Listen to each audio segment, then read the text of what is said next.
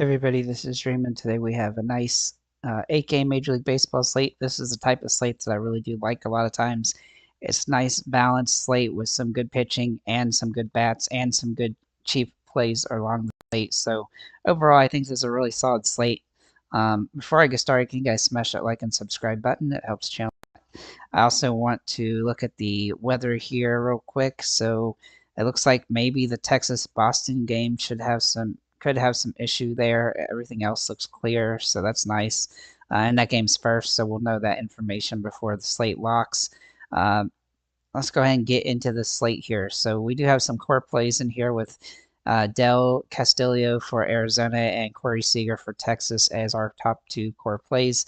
I'll get to those in a minute. Let's go ahead and look at our pitchers first. So we have some decent pitching on the slate. Chris Sale is available for Atlanta today. Now he's the most expensive play, but he's also up there at the strikeout potential today with 7 strikeout upside. He's been really good for the most part all season long. Now Atlanta has struggled lately, and he has given up a couple earned runs in most of the games, but he is also getting a lot of strikeouts, so that can offset that. And San Francisco is definitely a good play, a good place to play there. Looking at San Francisco, they faced Sale already once this season, and he scored 30 fantasy points. He's definitely capable of that here again. Another guy to consider a lot is Gill for the Yankees. Now, he's a good P2 option as he's a little bit cheaper here, and he's got a nice upside game here against the White Sox, who are just abysmal. He's also got a pretty good strikeout rate, and I think he's a top-tier option on the slate. He'll be a little bit lower owned than some of the other guys, too, so that definitely helps as well.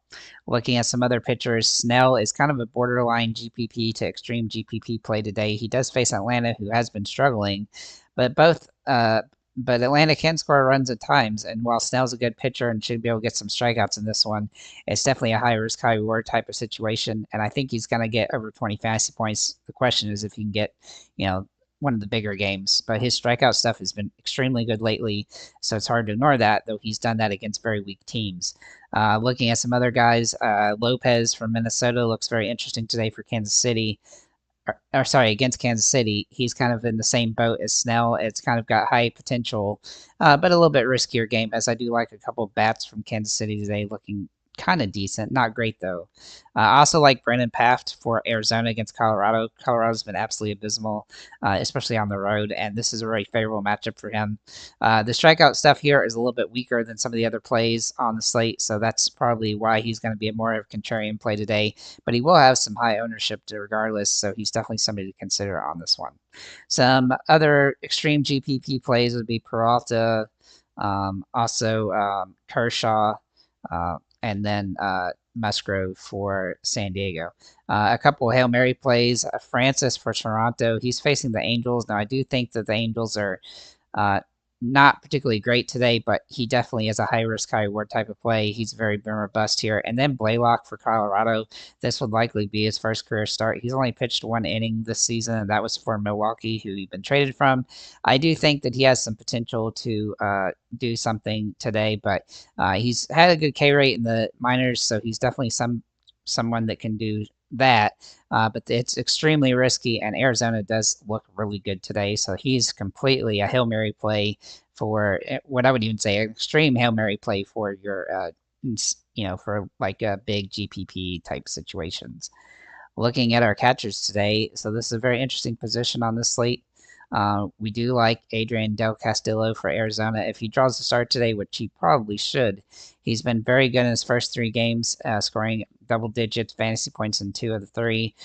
He's managing hits in each of them, and he's got home run potential. He's been solid at the lower level, and with Moreno being out, he's got some really good potential today. I don't necessarily think he's got super home run upside, but he's definitely a capable option here. Now, if you want to go a little bit more traditional, you can look at Connor Wong as a decent play, and he's also value today at $3,700. He has been up and down, and he's been striking out a lot lately, but he has been good against Texas this season, and he definitely has some upside here.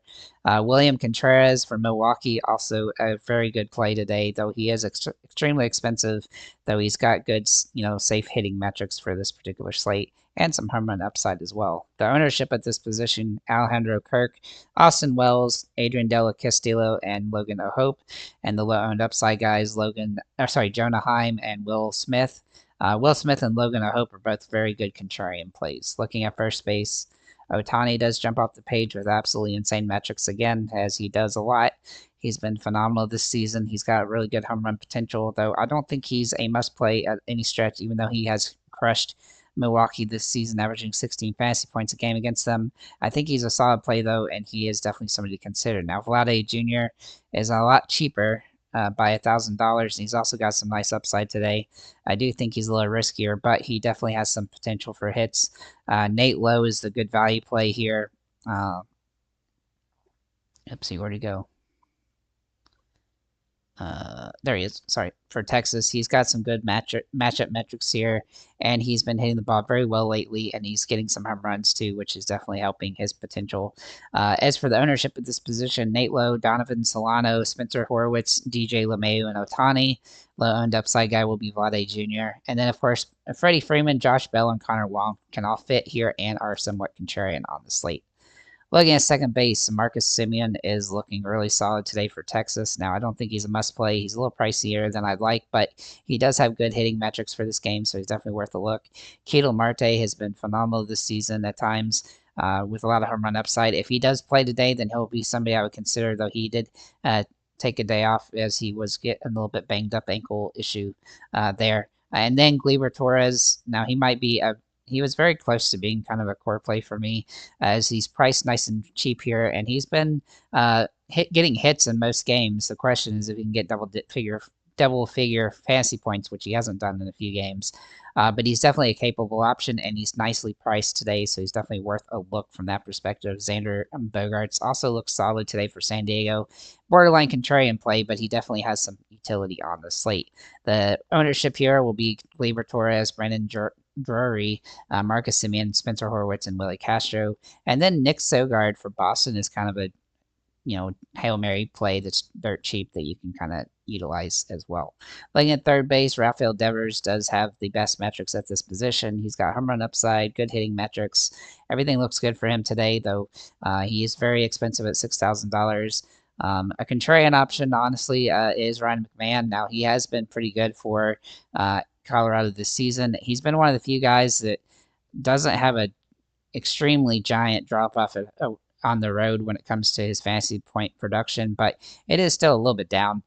With that said, he does have good upside today, and he's got some good fantasy potential, though he's just a hitter in this particular situation.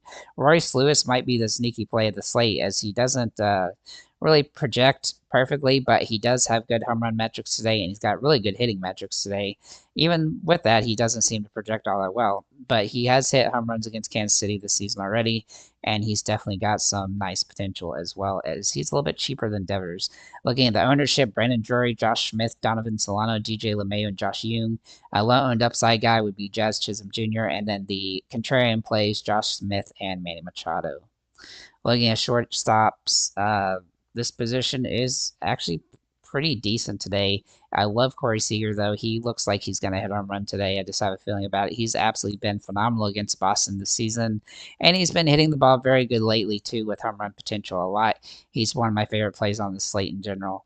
Mookie Betts looks like he'll be making his return today. If that's the case, then he will be somebody you can fit in here. Now, he's pretty expensive considering the fact that he hadn't played in a while, but he definitely has that, home run ability and, scoring ability. So he's going to be somebody that's going to get some use, but he's definitely high risk, high reward on this slate and situation. Now, Anthony Volpe, meanwhile, for the Yankees, does have some good hitting metrics for today, and he's definitely a good contrarian play and cheap play to give you some potential today to help you pay up at other positions. The ownership, though, will be Corey Seager, Willie Castro, and Mookie Betts, with Anthony Volpe being low-owned but having upside here. Nick Sogard, Bobby Witt Jr., O'Neill Cruz, and Kim from San Diego definitely have potential today from a fantasy perspective, as well as contrarian plays.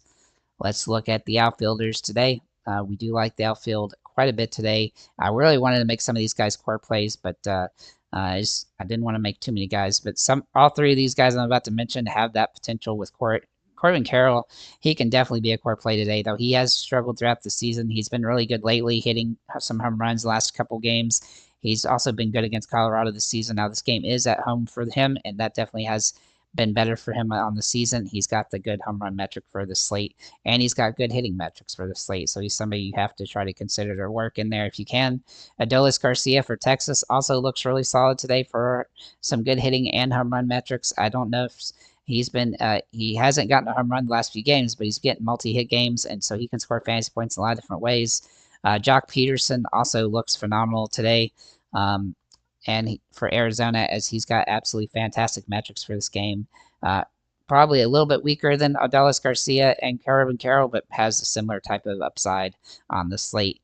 The other guys, three more guys you can definitely consider here. Stanton for the Yankees. Now, he definitely has some home run metrics today, but he has a little high risk. Leody Taveras is a good hitting metrics guy today. And then Dalton Varsho.